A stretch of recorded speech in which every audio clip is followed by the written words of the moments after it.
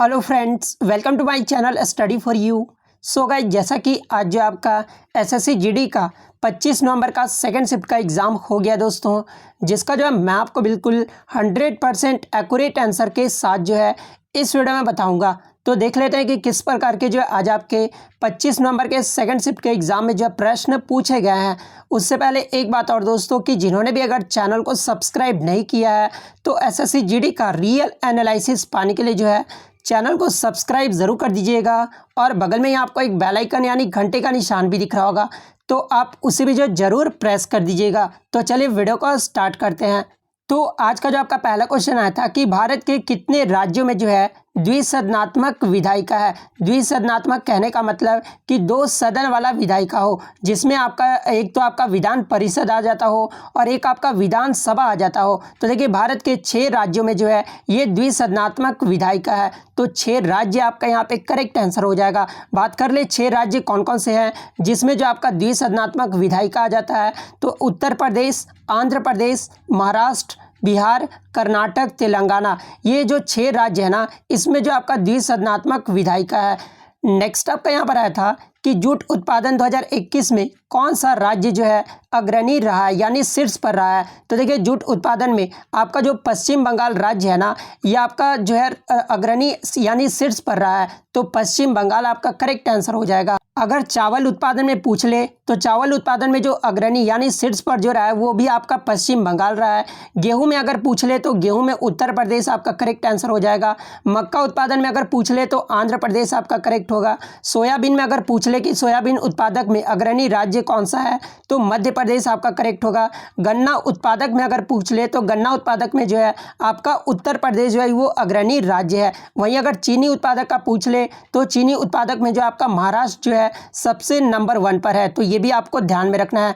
Next आपका यहाँ पर आता है कि खोदा पहाड़ निकली चुहिया मुहावरे का अर्थ पूछा गया था। तो देखिए, खोदा पहाड़ निकली चुहिया मुहावरे का जो सही अर्थ होगा ना, वो अधिक परिश्रम किंतु लाभ कम होना, यानी अधिक परिश्रम करना लेकिन आपको जो है लाभ जो है वो कम मिलता है। तो ये जो इसका मुहावरे का अर्थ हो जाएगा।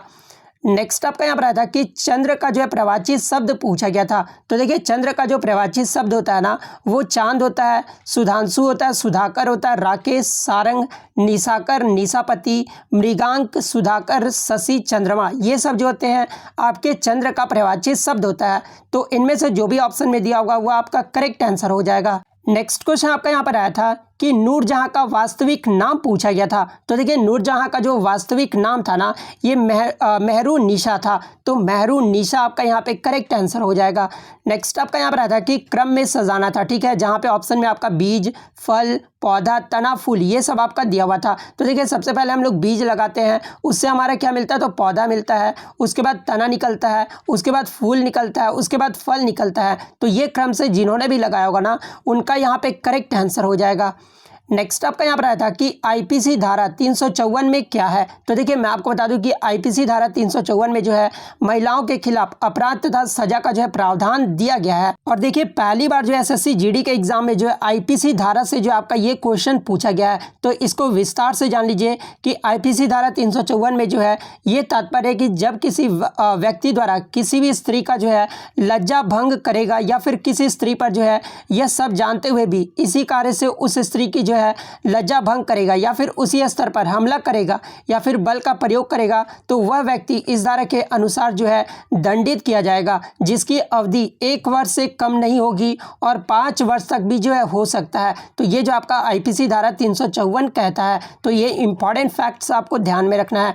नेक्स्ट आपका यहाँ पर आया था एक क्वेश्चन था रीजनिंग से, पूछा यह गया था कि मोतियाबिंद जो आपका नेत्र से संबंधित है, तो हड्डियों से संबंधित आपका कौन सा रोग होगा। तो देखिए, हड्डियों से संबंधित जो आपका रोग होता है ना, वो रिकेट्स रोग होता है। तो रिकेट्स रोग आपका करेक्ट आंसर हो जाएगा। या फिर क्वेश्चन इस प्रकार से भी पूछा गया होगा कि रिकेट्स रोग शरीर के किस अंग को प्रभावित करता है। तो देखिए, ये जो रिकेट्स रोग है ना, ये आपका शरीर के हड्डियों को जो है प्रभावित करता है।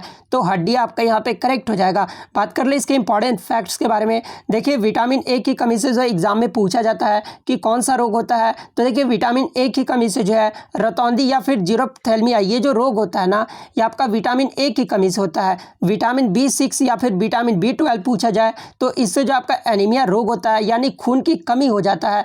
विटामिन C की कमी से जो है आपका स्कर्वी या फिर मसूड़े फूलना, ये सब जो होते हैं आपके विटामिन C की कमी से होते हैं। विटामिन D की कमी से जो है आपका सूखा रोग यानी रिकेट्स होता है, तो ये भी आपको ध्यान में रखना है। विटामिन E की कमी से जो है जनन शक्ति का कम होना होता है। विटामिन K की कमी से जो है रुधिर का स्राव होना होता है या फिर ऐंठन या फिर हीमोफीलिया, ये सब जो होते हैं विटामिन K की कमी से होते हैं। अब कुछ अधूरे प्रश्न जो है बच्चों के द्वारा मुझे मिले हैं, जो अगर एग्जाम देकर आए हैं तो वो कमेंट करके जो है ये क्वेश्चन पूरा बता सकते हैं, और मैं ऑल शिफ्ट में जो है ये सारे क्वेश्चन को जो है आपको इंक्लूड कर दूंगा। तो आप प्लीज़ जो है इस क्वेश्चन को जो है कमेंट करके जरूर बताइएगा। जैसे कि उड़ीसा का एक वाद्य यंत्र पूछा गया था, एक आपका 1951 पुस्तक से संबंधित प्रश्न पूछा गया था, रुपए की छपाई से संबंधित एक प्रश्न पूछा गया था, उसके बाद हिमालय को छूने वाले राज्यों की संख्या पूछा गया था। ये एग्जैक्टली पूरा क्वेश्चन मुझे नहीं मिला है। जिस भी कैंडिडेट्स को अगर इसका क्वेश्चन का पता हो तो वो कमेंट करके बता सकते हैं। तो वीडियो देखने के लिए धन्यवाद। अगर वीडियो अच्छी लगी हो तो वीडियो को लाइक ज़रूर कर दीजिएगा, चैनल पर नए हैं तो चैनल को सब्सक्राइब ज़रूर कर दीजिएगा। तो मिलते हैं नेक्स्ट वीडियो में, तब तक thank you, all the best.